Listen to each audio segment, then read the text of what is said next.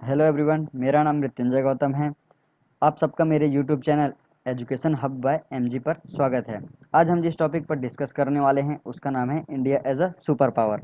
भारत को उभरती हुई महाशक्तियों या सुपर पावर्स में से प्रमुख एक माना जाता है।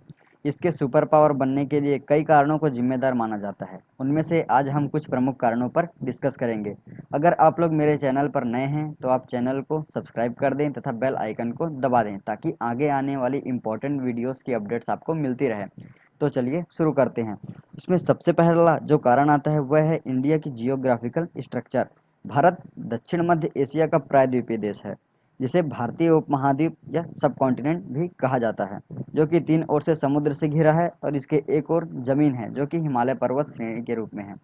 अब आपके मन में यह प्रश्न आया होगा कि ये सब कॉन्टिनेंट या उपमहाद्वीप क्या होते हैं। ये कॉन्टिनेंट महाद्वीप के एक भाग या भूखंड को शो करते हैं जिसकी अपनी एक अलग कल्चरल, जियोग्राफिकल या पॉलिटिकल पहचान होती है। यह लगभग एक महाद्वीप के बराबर या थोड़े छोटे आकार के होते हैं। सब कॉन्टिनेंट या उपमहाद्वीप कहलाते हैं। भारतीय उपमहाद्वीप में पाकिस्तान, नेपाल, भूटान, श्रीलंका, बांग्लादेश और मालदीव के सभी हिस्से भी आ जाते हैं, क्योंकि ये सभी कभी न कभी भारत के ही भाग थे। इंडिया के इसी कैरेक्टर के कारण इसे सब कॉन्टिनेंट या भारतीय उपमहाद्वीप भी कहते हैं।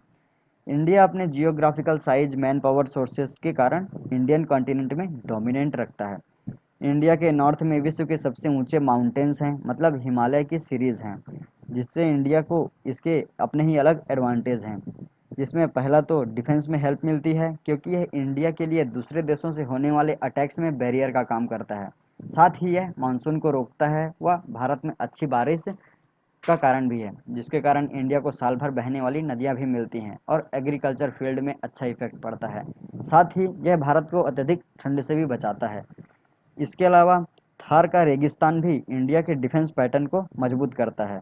यह भी इंडिया पाकिस्तान के बीच बैरियर का काम करता है और साथ ही न्यूक्लियर टेस्ट के लिए टेस्ट ग्राउंड के रूप में जमीन भी उपलब्ध कराता है। अब हम बात करते हैं तीन ओर से इंडिया को घेरे हुए हिंद महासागर की, जहां से इंडिया को अनेक नेचुरल रिसोर्सेज मिलते हैं, जैसे पेट्रोलियम, नेचुरल गैसेड आदि। इसके अलावा यह वैश्विक व्यापार की एक बड़ी मात्रा को कंट्रोल करता है। यह भारत के लिए समुद्री व्यापार बढ़ाने की संभावना वाला बहुत बड़ा क्षेत्र है। यहीं से विश्व की 60% यूरेनियम, 40% गोल्ड मिलता है। साथ ही यह इंडिया के डिफेंस में भी काम आता है।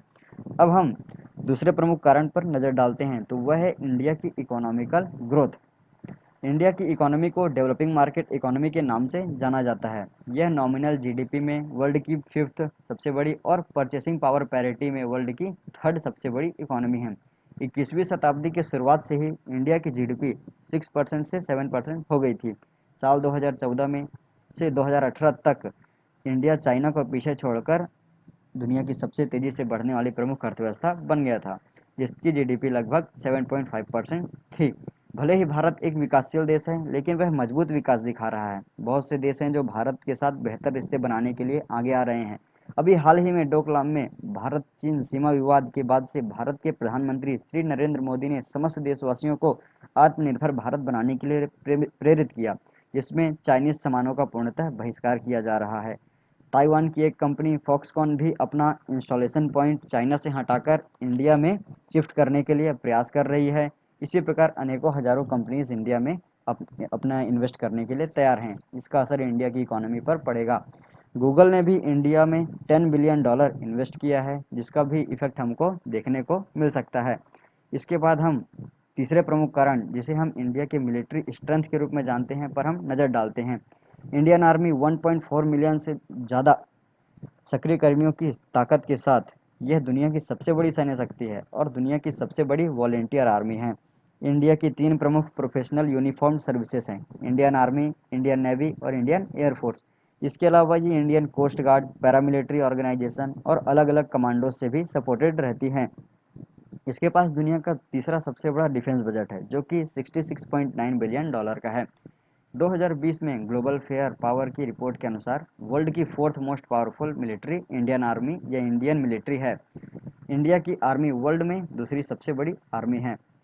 इंडियन एयरफोर्स दुनिया की चौथी सबसे बड़ी वायुसेना है। इंडिया ने हाल ही में अपने दूसरे स्वदेश निर्मित लड़ाकू विमानों को भी इसमें शामिल किया है। साथ ही वह फिफ्थ जनरेशन के स्टेल्थ विमान की भी डेवलपमेंट कर रहा है।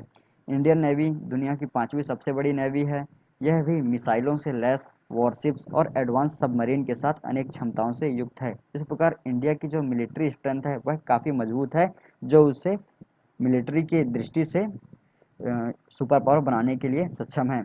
इसके बाद हम अगले टॉपिक या अगले पॉइंट पर नज़र डालते हैं, वह है मैन पावर ऑफ इंडिया या भारत की बड़ी आबादी।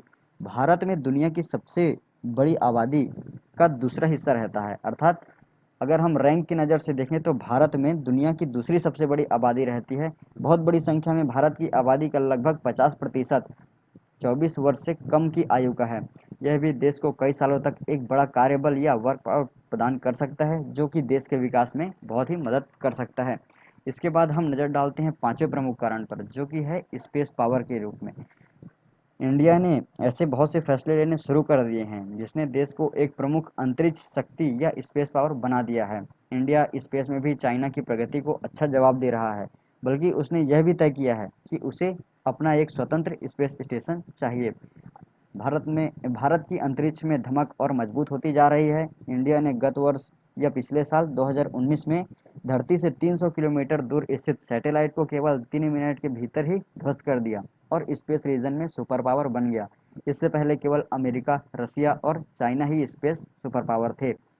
इंडिया पहले ही कुछ महत्वपूर्ण अंतरिक्ष अभियानों को पूरा कर चुका है, जिसमें चंद्रयान 2 और चंद्रयान 1 है, और साथ ही यह मंगल ग्रह की कक्षा में मंगलयान को भी सफलतापूर्वक स्थापित कर अपनी स्पेस पावर के रूप में सक्षम अपने आप को साबित किया है। यह 2022-23 में टाइम फ्रेम में यह एक बड़े पावर प्रोग्राम की योजना बना रहा है। इस प्रकार हम देखते हैं कि इंडिया सुपर पावर बनने का प्रबल दावेदार है और आने वाले कुछ वर्षों में यह सुपर पावर बनेगा भी, जिसके ऊपर संपूर्ण विश्व जो होगा वह केंद्रित होगा।